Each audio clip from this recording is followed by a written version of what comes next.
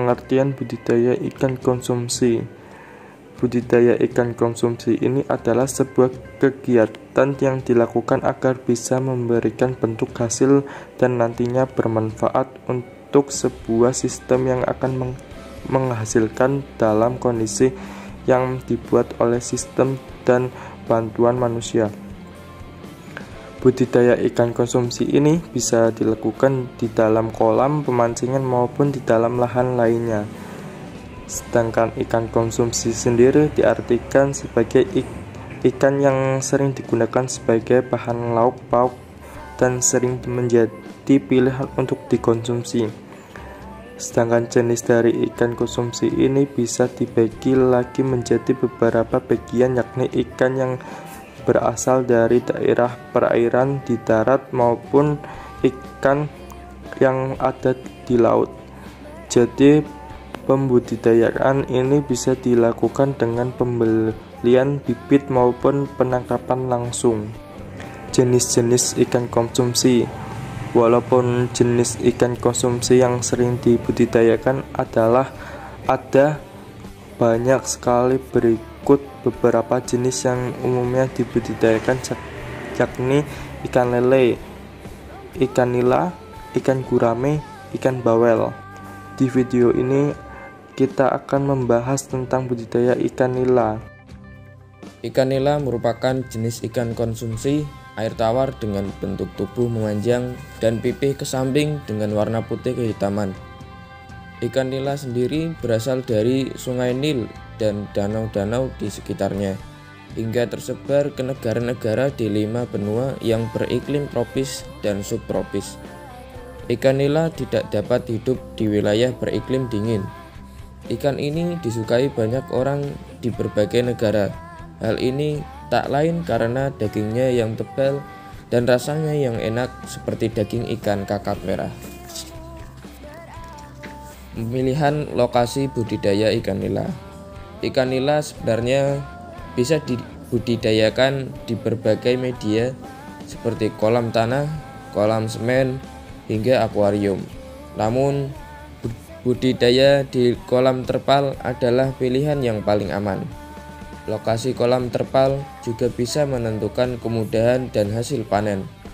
Inilah beberapa poin yang harus diperhatikan ketika memilih tempat.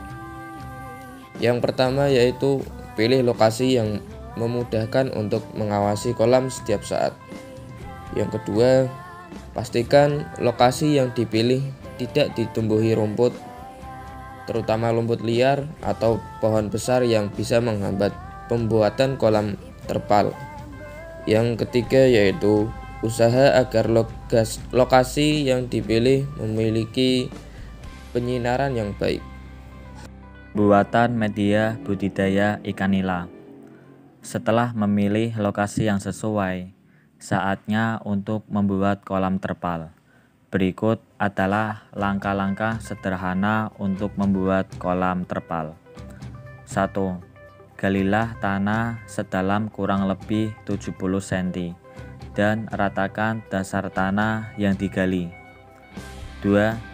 Pakailah batu bata di dasar galian untuk mempermudah pengecekan tinggi dan pengisian air. Susun secara merata dengan ketinggian yang sama. 3.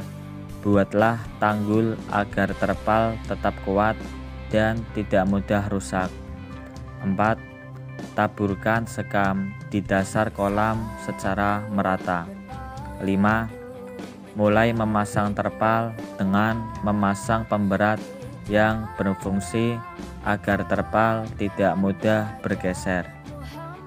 Yang terakhir, buatlah sanitasi air untuk mempermudah pembersihan kolam. Kemudian pemilihan bibit untuk budidaya ikan nila. Langkah selanjutnya yang harus dilakukan adalah memilih bibit. Sebenarnya ada 2 cara untuk mendapatkan bibit ikan nila. Pertama adalah dengan mendapatkannya langsung dari indukan ikan nila, dan yang kedua adalah dengan membelinya langsung di pasar atau koperasi perikanan. Cara kedua adalah pilihan terbaik jika ingin cara yang lebih praktis. Setelah memilih cara mendapatkan bibit, saatnya untuk memilih bibit terbaik. Inilah ciri-ciri bibit ikan nila yang berkualitas. 1. Bibit dengan warna belang yang jelas dengan ukuran kurang lebih 20 cm. 2. Bibit yang lincah dan fisiknya tidak ada yang cacat. Dan 3. Pastikan bibit memiliki warna yang sama dan setiap bibit memiliki berat kurang lebih 30 gram. Bibit. Penyebaran bibit adalah salah satu tahapan yang penting dalam proses budidaya ikan nila. Walaupun ikan nila merupakan ikan yang memiliki daya tahan yang kuat, proses penyebaran benih tetap tidak boleh dilakukan sembarangan. Inilah acara penyebaran benih yang benar.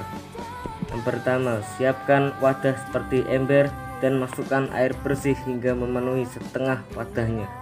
Yang kedua, masukkan bibit ke dalam wadah dan tunggu hingga kurang lebih 10 menit. Yang ketiga, penuhi ember dengan air kolam dan tunggu lagi selama 5 menit.